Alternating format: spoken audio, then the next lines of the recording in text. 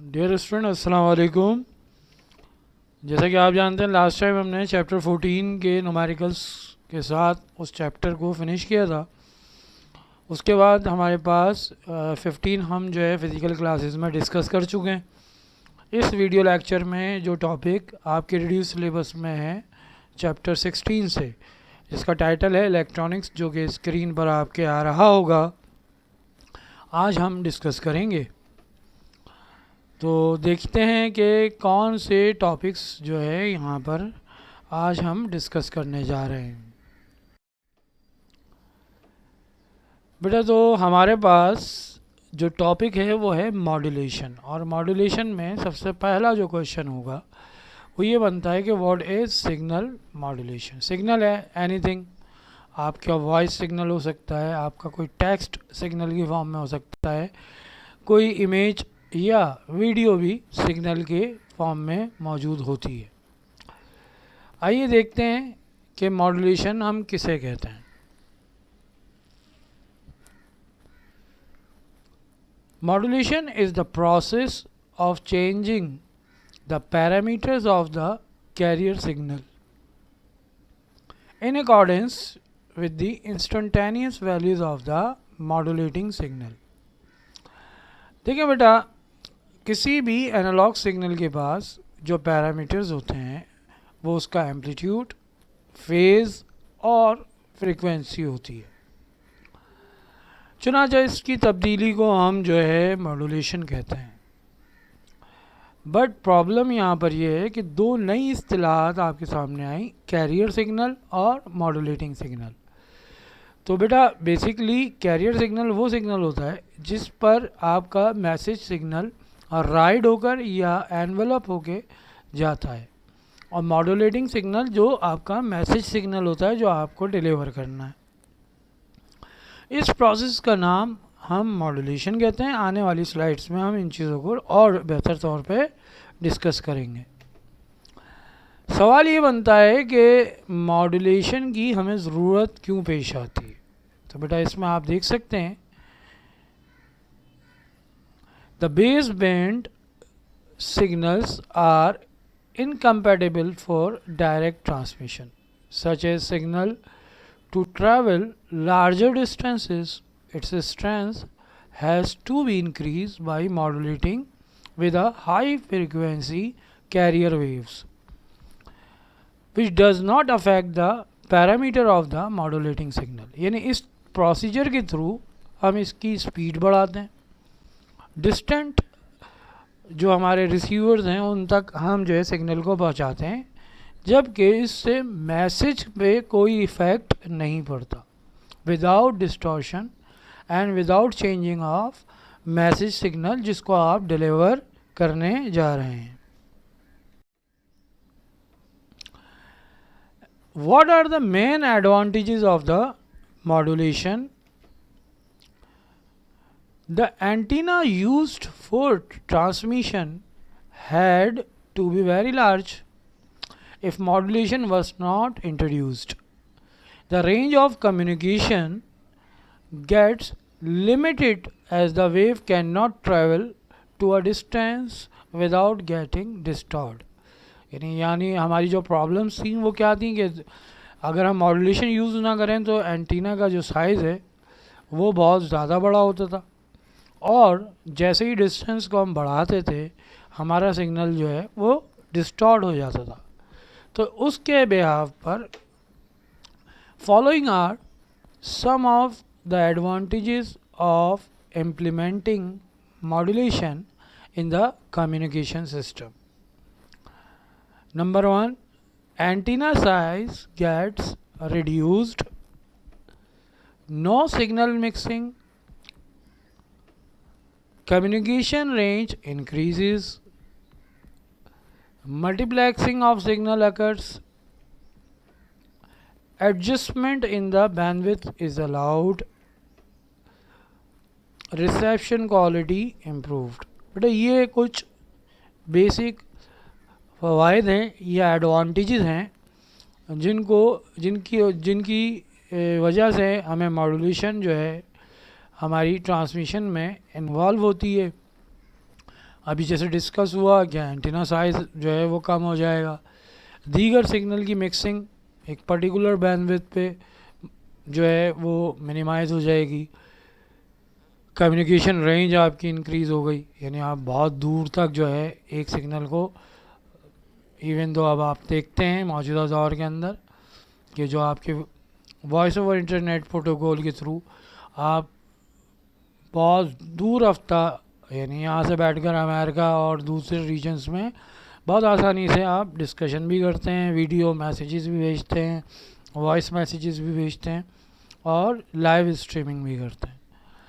Bandwidth यानी जो signal की आपकी कैपेसिटी है सिग्नल ट्रांसमिशन की, उसके अंदर भी एडजस्टमेंट होती है, और क्वालिटी ऑफ द रिसेप्शन यानी जहाँ पर आपके पास रिसीवर है वहाँ पर सिग्नल क्वालिटी जो होती है वो इंक्रीज़ होती है। हमें यह देखना है कि कौन कौन से सिग्नल मॉड्यूलेशन के प्रोसेस में इन्वॉल्व होते हैं, जैसे कि हमने बिल्कुल फर्स्ट स्लाइड में देखा था। Following are the 3 types of signal in the modulation process. Number 1, message और मॉड्यूलेटिंग सिग्नल, यानी कि आपका वो सिग्नल जिसको आप मॉड्यूलेट करना चाहते हैं। The signal which contains a message to be transmitted is called a message signal. It is a base band signal which has to undergo the process of modulation to get transmitted.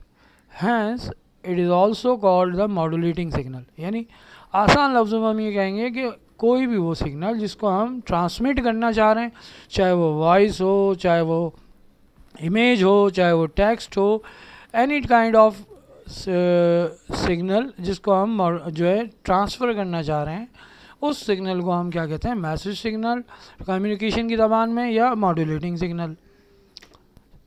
Carrier signal बहुत important है कि बेटा आया कि हम modulate किस तरह करेंगे। तो देखें, the high frequency signal which has a certain phase frequency and amplitude but contains no information is called a carrier signal.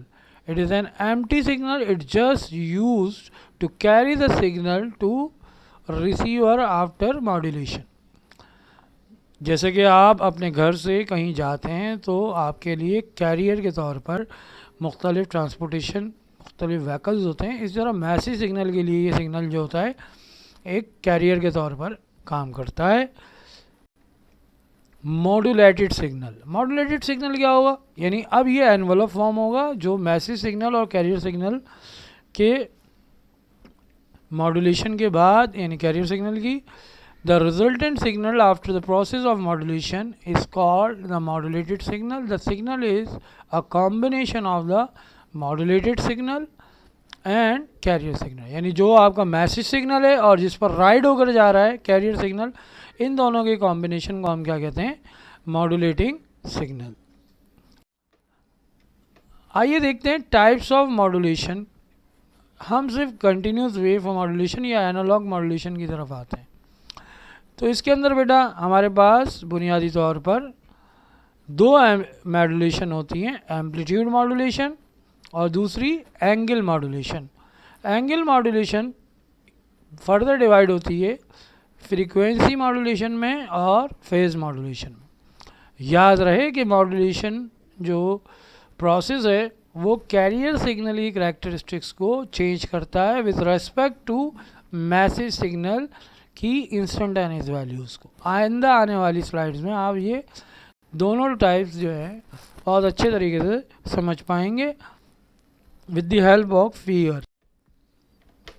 Amplitude modulation क्या होती है, तो यकीनन if the amplitude of the high frequency carrier wave is varied in accordance with the instantaneous amplitude of the modulating signal, then such technique is called as amplitude modulation। इस figure में आप एक example में देख सकते हैं कि यह आपके पास जो सबसे ऊपर जो है ब्लैक वाला जो सिग्नल है ये आपका मैसेज सिग्नल है, और ये ब्लू सिग्नल क्या है, हाई फ्रीक्वेंसी आपके पास कैरियर वेव। जब इस सिग्नल को हम इस सिग्नल के साथ मॉड्यूलेट करते हैं तो आप देख सकते हैं ये जो आपका ऊपर जो सिग्नल चल रहा है ग्रीन, जो एनवेलप फॉर्म हो रहा है, इस सिग्नल के मुताबिक कैरियर वेव ने अपने आप को चेंज किया है, यानी बाकी चीज़ें सब सेम रहेंगी, सिर्फ और सिर्फ इस ब्लू यानी कैरियर वेव का एम्पलीट्यूड एज इट इज़ जैसे कि मैसिव सिग्नल है उसके एतबार से वेरी हो रहा है। तो बेटा ये एक एनवेलप फॉर्म हुआ, और ये जो प्रोसीजर है ये आपका एम्पलीट्यूड मॉड्यूलेशन होता है, यानी carrier wave in the cost of modulation अपनी एम्पलीट्यूड को with respect two values of message signal की जो इंस्टेंटेनियस वैल्यूज़ हैं, ये जुमला जो आपको थोड़ा मुश्किल लग रहा होगा, इंस्टेंटेनियस यानी आप इस किसी भी टाइम पे एक्स की वैल्यू को देख सकते हैं कि वेव में उसके हिसाब से कैरियर सिग्नल अपने आप को तब्दील करता है, और ये आप देख सकते हैं ब्लू सिग्नल और रेड सिग्नल का डिफरेंस, और ये जो एनवेलप फॉर्म हो रहा है। तो बेटा इस तरह करके ये एम्पलीट्यूड मॉड्यूलेशन कहलाती है। बिल्कुल इसी तरह जो हमारे पास एंगुलर या एंगल मॉड्यूलेशन होती है, उसको हम अगर डिस्कस करें, if the angle of the carrier wave is varied in accordance with the instantaneous values of the modulating signal, then such a technique is called angle modulation. The angle modulation is further divided into frequency and phase modulation. तो आप देख सकते हैं यहाँ पर कि what is frequency modulation। तो अब प्रीवियस स्लाइड से हम इतना एजुकेटेड गैस तो कर सकते हैं कि अगर कैरियर सिग्नल की फ्रीक्वेंसी चेंज की जाएगी तो वो फ्रीक्वेंसी मॉड्यूलेशन कहलाएगी। If the frequency of the carrier wave is varied in the accordance with the instantaneous values of the modulating signal, यानी जो मैसेज सिग्नल है, then such a technique is called as frequency modulation. Similarly अगर हम दूसरे parameter को constant रखें और face को चेंज करें हाई फ्रीक्वेंसी कैरियर वेव के in accordance to instantaneous values of the message signal और modulating signal, then such a technique is called as phase modulation. यहाँ आपके पास फ्रीक्वेंसी मॉड्यूलेशन की एक पिक्चर आ रही है। सबसे ऊपर आपके पास कैरियर वेव है, ये आपका वो सिग्नल है ब्लू वाला बीच वाला दरमियान में जिसको आपने ट्रांसमिट करना है। जैसे ही आपका ये अपर फेज आता है, फ्रीक्वेंसी जो होती है लीस्ट हो गई। जैसे ही आपका लोअर पोर्शन आ रहा है मॉड्यूलेटिंग सिग्नल का, तो फ्रीक्वेंसी हाई हो गई। तो बेसिकली कैरियर वेव अपनी फ्रीक्वेंसी को चेंज कर रहा है with respect to message signal. पिछली वाली मॉड्यूलेशन में क्या हो रहा था कि कैरियर सिग्नल अपने एम्पलीट्यूड को वैरी कर रहा था, फ्रीक्वेंसी अनचेंज थी। अब फ्रीक्वेंसी चेंज हो रही है कैरियर सिग्नल की, और साथ ही एम्पलीट्यूड क्या है, सेम है। तो मैं उम्मीद रखता हूँ बेटा ये टॉपिक्स आपको समझ में आए होंगे। इसको अच्छी तरीके से वीडियो को बहुत दो से तीन बार देख लीजिए, और अगर कोई प्रॉब्लम हो तो आप डिस्कस कर सकते हैं।